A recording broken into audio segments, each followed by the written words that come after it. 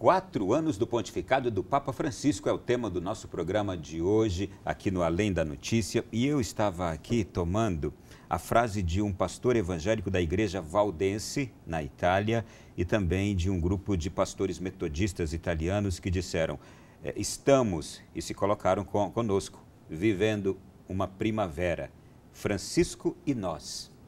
E, ao mesmo tempo também, na mesma entrevista em que esses pastores falavam do Papa Francisco, eles se mostravam muito surpresos e admirados de grupos que têm se formado na Europa, que reúnem intelectuais, economistas, artistas, escritores industriais, que se juntam para debater os temas, as palavras e os gestos do Papa Francisco. Isso é encantador, Dom Leonardo. É mais do que encantador, é transformador. É transformador, é revolucionário. Eu posso lhe dizer o seguinte: eu fui um dos delegados da delegação, delegados da delegação, né? Mas fiz parte da delegação da Santa Sé na COP, Paris. E nós tínhamos pessoas de diferentes níveis. Não éramos, éramos em 2 bispos, depois o cardeal Turkson também fez parte, mas também nós tínhamos leigos. Por exemplo, tínhamos um cientista, um grande cientista hindu, indiano. Então era muito interessante ouvir no plenário as citações que se fazia ao Papa Francisco.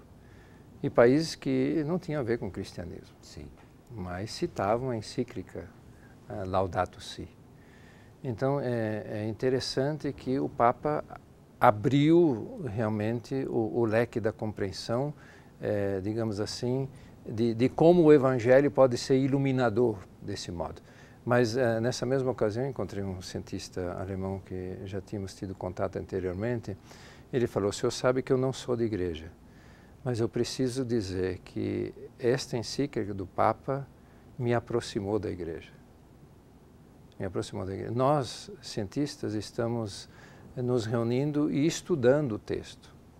Então é o que você acaba de dizer. Quer dizer, o Papa tem conseguido trazer à discussão elementos do humano onde todos podem perceber a grandeza do humano e que não podem jogar o humano fora. Nós abordávamos às vezes a questão, por exemplo, do aborto, que é uma questão muito importante para nós, a questão da eutanásia, que é uma questão muito importante para nós, mas tínhamos, digamos assim, como igreja, abordado a questão da ecologia, mas não de maneira tão profunda como ele faz na Laudato Si. E aborda isso de maneira ampla, tão ampla que os cientistas ficam encantados. Esse cientista, ele tem como uma das especialidades a biodiversidade. E deu a sua contribuição também para que o texto saísse um texto bom. Vejam como realmente o Papa Francisco tem ajudado as pessoas a perceberem que a humanidade é um todo. Eu vou usar agora a expressão que ele usa na Laudato Si. Nós vivemos numa casa comum. Ora, se vivemos numa casa comum, nós nos pertencemos. Ora, se nos pertencemos, nós também temos que aprender a dialogar de maneira diferente entre nós. O diálogo é fundamental entre nós, seres humanos. Aí entra a questão religiosa, entra a questão racial, entra a questão dos pobres, ricos e assim por diante. Mas não só. O diálogo hoje se estabelece também com a natureza.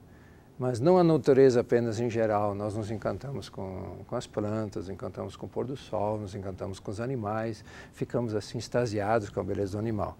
Ele está falando mais, ele está dizendo assim: olha, há necessidade na casa do comum de estabelecer uma relação própria e haver uma conversão ecológica para que também os micro-organismos sejam preservados e cuidados. Olha, isso é extraordinário. Um biólogo, diante de uma expressão dessa, ele fica admiradíssimo. Como pode um Papa falar isso? Mas, e aí você imagina, quando a teologia começa a retomar essas questões, a partir de São Francisco, esses grandes pensadores que levaram, da igreja, que levaram em consideração esses elementos assim, isso realmente dá uma outra postura. Ora, isso abre para as pessoas dimensões e horizontes que estavam como que, assim, meio ofuscados.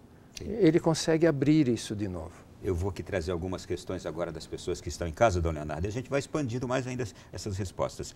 Olha só, o Cristiano Heleno é de Queluz, em São Paulo, e mandou a seguinte pergunta: quais são os pilares do pontificado de Francisco? Cristiano, conheço Queluz.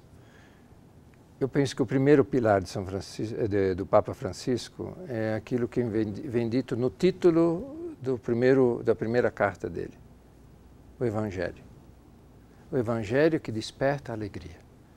O Evangelho que traz esperança. O Evangelho que é transformação. O Evangelho que é divinização. O Evangelho que não é morte, é ressurreição. Então, acho que esse é o pilar. A partir desse pilar, nós poderíamos dizer que o amor, misericórdia, amor, é outro pilar do Papa Francisco. Esse pilar, ele é assim extraordinário a partir do Evangelho, porque ele vai dando sustentação às ações da Igreja, das nossas comunidades, das nossas famílias.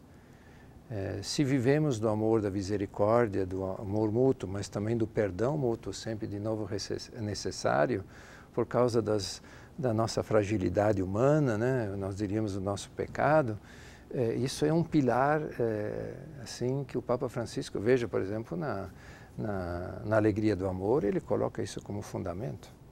Coloca esse fundamento. E são interessantes que são os textos dele. Né? Os textos dele é o Evangelho. E outro pilar do Papa Francisco é esse olhar para o sofrimento humano. É extraordinário como este homem tem sensibilidade para a dor humana. Como ele, diria assim, se sente incomodado onde a vida humana ela está assim, por um fio. Imagine, ele está querendo ir ao Sudão. Por quê? Porque lá as pessoas estão morrendo de fome. Por que foi buscar pessoas dos imigrantes com toda a questão dos sírios que tiveram que sair do seu país? Ele foi lá, visitou. Por que foi lá na cidade da Itália, logo no começo? Lampedusa, e fez aquela fala assim extraordinária. Por quê? Porque ele tem como pilar o humano, mas especialmente o humano sofrido. Posso acelerar um pouco mais Sim. aqui, trazer mais questões? Eu sei que o senhor não encerrou não, mas é só para... Mas esses três pilares eu acho que estão bons? Então vamos seguir só aqui. Só a natureza poderíamos acrescentar, mas está bem. A Cláudia de Brasília diz assim: queria saber se podemos considerar o Papa Francisco como um Papa liberal. É difícil responder, viu? É difícil responder porque a palavra liberal ela está politizada. Se fosse no sentido original da palavra, nós diríamos que é um liberal. Mas nós podemos dizer que é um homem livre. Porque a palavra liberal está muito em contraposição com o conservador. Né? E nós poderíamos dizer assim, que o Papa é um conservador. Porque não arreda a pé das questões fundamentais da Igreja, da eclesialidade de fundo, daquilo que é evidente no Evangelho. O Papa pode ver que o Papa não arreda a pé. Daquelas verdades mais essenciais, ele não arreda a pé. Mas consegue iluminar e trazer elementos diferentes, mas de maneira livre, de maneira assim generosa, de maneira alegre, sorridente. Então, nesse sentido, se quisermos entender liberal, sim, mas não usaria essa palavra para o Papa, porque ela ficou politizada e em contraposição à palavra conservador. Tem uma pergunta de Belo Horizonte agora. O que Francisco tem de franciscano, o que tem de jesuíta e o que tem de Bergoglio? Eduardo Lara, de BH. Eduardo, você faz pergunta difícil, porque a gente não sabe, não consegue separar esses três elementos que você coloca, né? Eu creio que Bergoglio, como eu já disse antes, é esse homem que nasceu numa família, foi educado na fé e foi estudar, teve todos os seus relacionamentos e tudo. De repente despertou para a grandeza de ser jesuíta. e foi formado na escola jesuíta. O modo dele pensar é um modo jesuíta de pensar. Ele escuta, faz o discernimento e decide. Você pode ver que ele não dá passo atrás. Porque ele aprendeu, o jesuíta tem todo o processo de discernimento. É inclusive a proposta que ele faz no 8º capítulo da Amoris Laetitia. Não é por nada que ele faz. É porque o jesuíta é levado a... Então, ele tem uma formação. Nesse sentido, ele é profundamente jesuíta. Agora, é um apaixonado por São Francisco. Eu, como franciscano, eu vou dizer assim, não posso fazer nada em contrário, né? Dele gostar tanto de São Francisco. Mas a questão de São Francisco, ele mesmo tem falado, que está ligado à questão dos pobres, e à questão do meio ambiente. Essa fraternidade universal. Então, digamos assim, não dá para separar nele, porque você olha e vê isso no modo dele agir, de pensar, de escrever, você vê esses 3 elementos. Mas eu creio que isso foi se constituindo devagar nessa personalidade, nessa pessoa extraordinária. Eu, pessoalmente, não distinguiria muito, não. Bom, eu tenho aqui a pergunta do Padre Manuel Gouveia, ele é da Diocese de Petrópolis, no Rio. Como o Papa Francisco pode lidar com os mais conservadores, sendo ele um reformador da misericórdia? Padre, a misericórdia deixa se relacionar com todos. A misericórdia é algo de extraordinário. A misericórdia não afasta ninguém. A misericórdia não julga ninguém. E isso é extraordinário no Papa. Extraordinário. Ele não tem receio de chegar e conversar com quem quer que seja. Então, nesse sentido, é a misericórdia que o guia realmente. E pode escutar nas falas. Porque ele agiu, por exemplo, em relação ao IOR? Era uma questão de misericórdia, porque o dinheiro de lá está a serviço dos pobres. Né?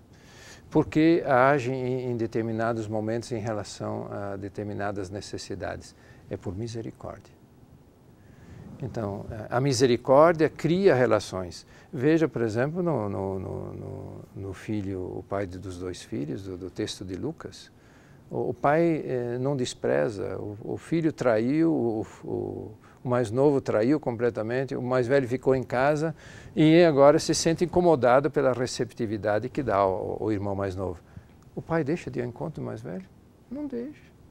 O abraça do mesmo jeito que beijou o mais novo e abraçou o mais novo. Porque Lucas diz, né, o abraçou e o beijou, e o cobriu de beijos e abraços, né, assim, como se o revestisse de novo, quer dizer, nenhuma palavra extraordinária. E ao filho mais velho, ele de novo sai de casa, abraça e beija. Quer dizer, aquele que estava mais próximo, aquele que estava distante, vejam, a misericórdia faz isso. E como o Papa tenta ser um homem da misericórdia, e um homem assim muito aberto na alegria do Evangelho, ele não tem receio, não tem receio. E é esse o caminho que todos nós temos que trilhar, o caminho da misericórdia. Não é porque alguém entre aspas, considerado ultraconservador ou agride a gente que a gente não vai ao encontro. Não, tem muitas pessoas que nos agridem, mas não podemos deixar de ir ao encontro, não. A misericórdia nos empurra ao encontro dos outros. A misericórdia é atrativa. É ela que nos dá a graça da reconciliação. Pena que esse programa só dura 1 hora, já chegou ao final. Quero agradecê-lo imensamente, agradecer a quem está em casa nos acompanhando. Não dá para responder aqui as demais perguntas também que chegaram aqui, Dom Leonardo. E para concluir, eu gostei muito do termo, o Papa é um homem livre. E porque é livre é que a gente o vê agindo como está agindo, demonstrando tudo que tem demonstrado. Foi um prazer recebê-lo aqui e a gente se encontra em outra ocasião. Eu agradeço muito a oportunidade, agradeço também os nossos queridos telespectadores, Deus abençoe a todos e não esquecemos de rezar pelo Papa. Nós temos necessidade de um homem assim, que nos impulsione, nos alegre, nos esperanceie, se existe isso no português, não sei, né? Até a gente já criou a palavra esperançado, que também, não sei se nós encontramos no dicionário essa palavra, mas... E nos sentimos profundamente em comunhão com o Santo Padre. Profundamente. É tão bonito quando nós, como presidência da CNBB, chegamos lá e o Papa vem ao encontro. Ele não espera chegar, ele vem ao encontro. E é mais gostoso ainda quando a gente não sabe se tira o solidel, se ajoelha, se beija a mão, ele já pega a gente pela mão e na hora da despedida dá um abraço. A gente não está acostumado a ser abraçado pelo Papa, né? Que Deus o conserve assim e cada vez ele pede que nós rezemos por ele. E vamos rezar por ele. Vamos rezar por ele porque ele é o sinal da nossa comunhão, ele é o sinal de uma igreja que é católica, isto é, uma igreja que é generosa, que é gratuita, e ele tem demonstrado esse modo, esse jeito. Vamos rezar por ele. Muito obrigado mais uma vez. E a você de casa, obrigado também. Olha, vem aí agora na programação da Canção Nova, um programa muito especial dos nossos jovens. Na semana que vem voltaremos novamente aqui no Além da Notícia, com mais um tema importante, especial, com certeza você vai gostar. Até lá e boa continuação de semana.